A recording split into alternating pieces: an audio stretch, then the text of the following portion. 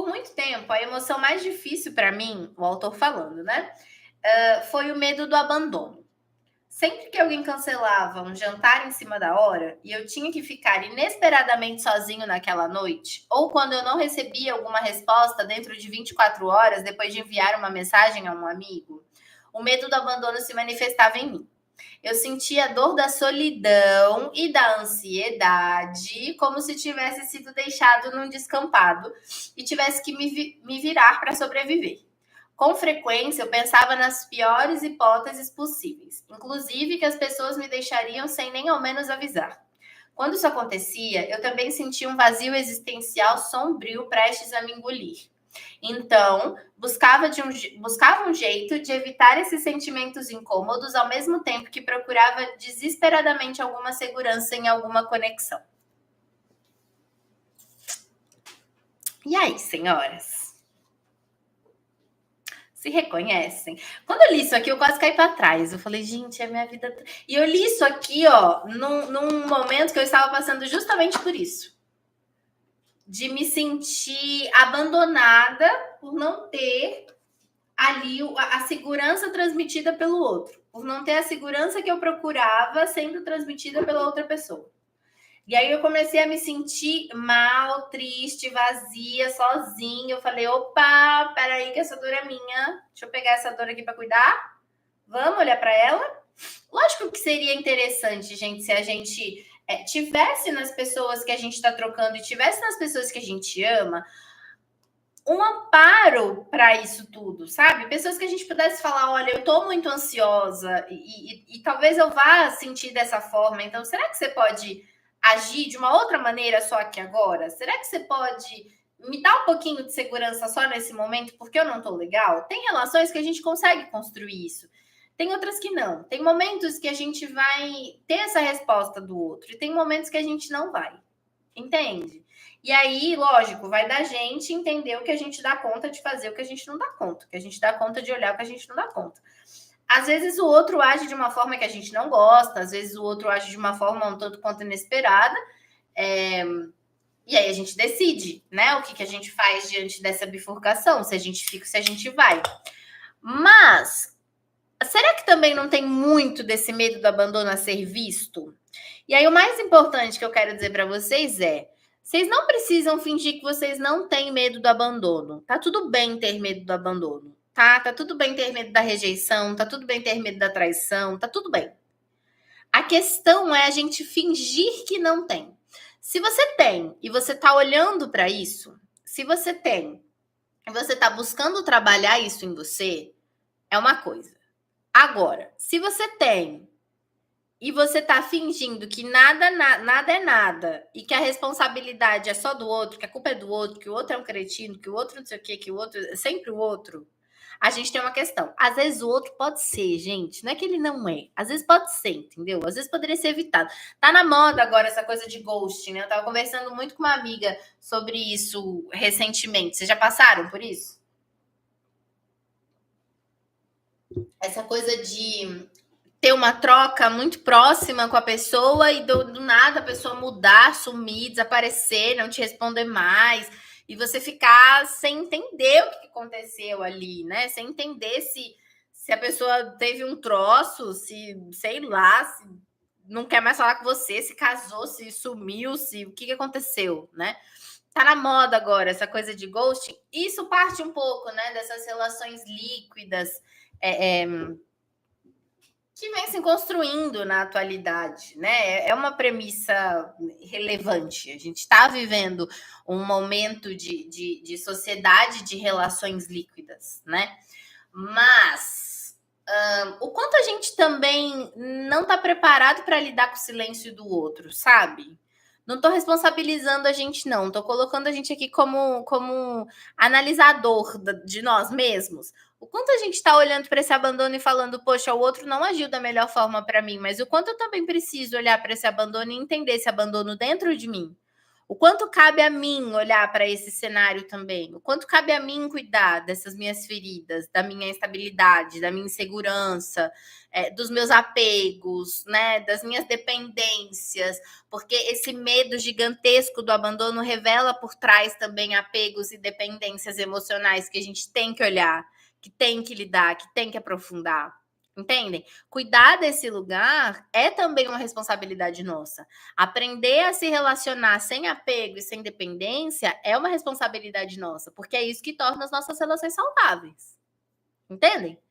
Então é pensar um pouquinho nesse lugar também. Não é que a gente precisa não lidar com o abandono, exterminar a dor do abandono, o medo do abandono da nossa vida.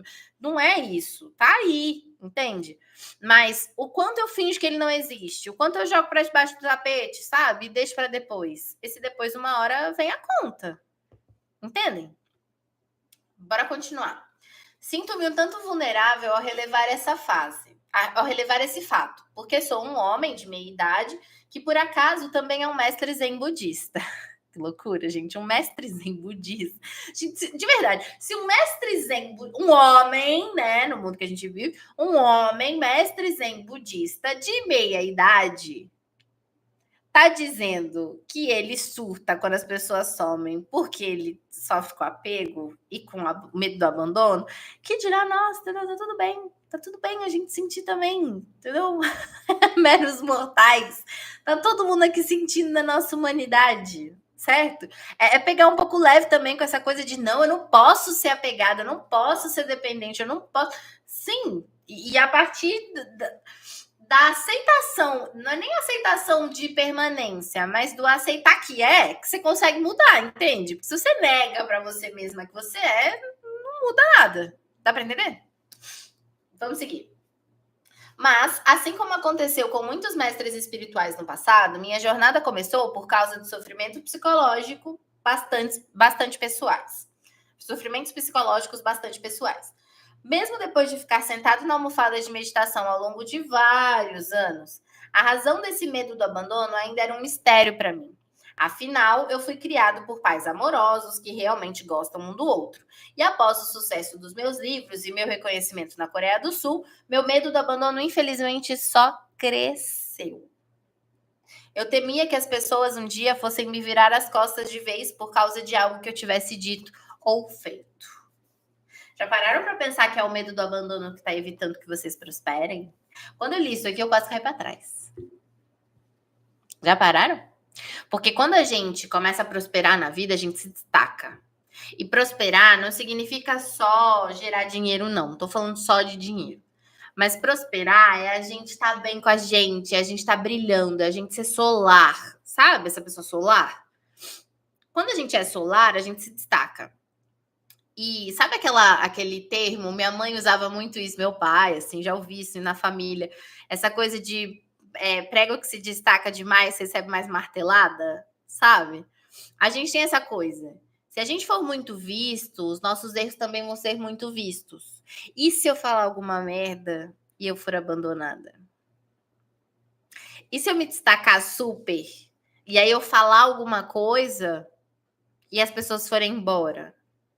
E se toda essa galera aí que tá falando que me ama, que tá aqui do meu lado, né, amanhã não tiver mais? E a gente olha para esses cenários muito no cancelamento, por exemplo, né? Dessas grandes figuras públicas e tal. Nananana. Mas e se a gente for pro cancelamento da vida? Sabe? Exatamente, cancelamento na net é real. Exatamente. Mas e se a gente trouxer pra vida?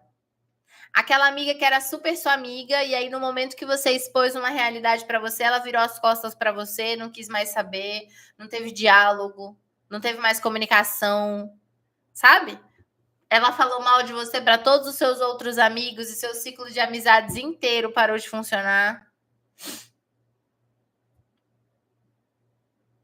E quando a gente fala alguma coisa para a mãe em casa, para o pai em casa, tem que se posicionar diante dos pais, acho que é uma das coisas mais difíceis que a gente faz na vida, tá?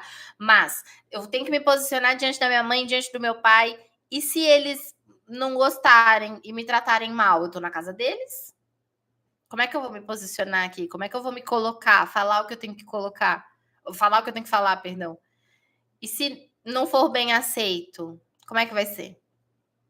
No fundo, o medo do abandono, ele esconde uma dor muito grande de não ser mais amado, né. E se eu não for amada? E aí? Se o amor acabar pra mim? Aí a gente fica tentando agradar, né. E quando a gente fica tentando agradar, a gente deixa de ser a gente.